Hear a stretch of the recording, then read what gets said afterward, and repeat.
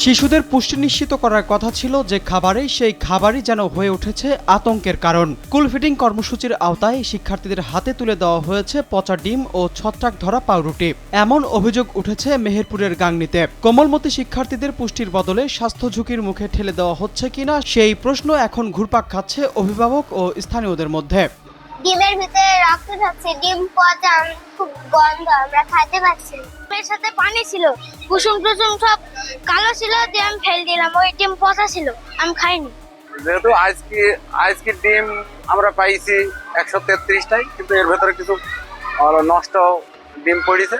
সরকারি প্রাথমিক বিদ্যালয়ের শিক্ষার্থীদের পুষ্টি নিশ্চিত করতে চালু করা হয়েছে স্কুল ফিডিং কর্মসূচি। সেই কর্মসূচির আওতায় গাংনী উপজেলার 162টি সরকারি প্রাথমিক বিদ্যালয়ের 18,347 জন শিক্ষার্থীর জন্য নিয়মিত সরবরাহ করা হয় পাউরুটি, কলা, ডিম, দুধ ও বিস্কুট। তবে সম্প্রতি কয়েকটি বিদ্যালয়ে বিতরণ করা খাবারের মান নিয়ে দেখা দিয়েছে গুরুতর প্রশ্ন। গাংনীর বাঁশবাড়িয়া সরকারি প্রাথমিক বিদ্যালয়ে গিয়ে দেখা যায় শিক্ষার্থীদের মধ্যে বিতরণ করা হচ্ছে কিছু পচা ডিম এবং কয়েকটি পাউরুটিতে ছিল ছত্রাকের উপস্থিতি।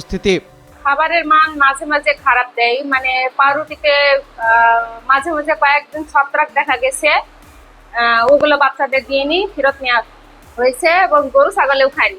অভিযোগ রয়েছে সরবরাহকারী প্রতিষ্ঠান দীর্ঘদিন ধরেই নিম্নমানের খাবার সরবরাহ করলেও সংশ্লিষ্ট কর্তৃপক্ষ কার্যকর কোনো ব্যবস্থা গ্রহণ করেনি। স্থানীয়দের দাবি, কিছু ডিমের কুসুমে ছিল কালচে আবরণ ও পানির মতো তরল পদার্থ।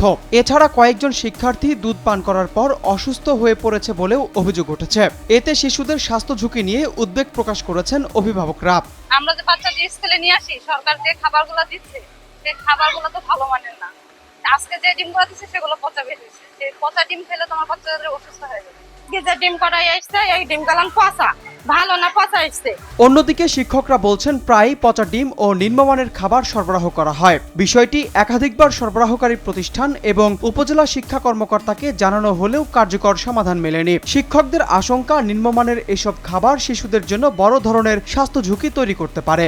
একজনা মানে পচা দুধ খেয়ে একজনা এখন পুষ্টায় ভর্তি আছে। এখন আমাদের এগুলো আমরা এখন আর নেব না।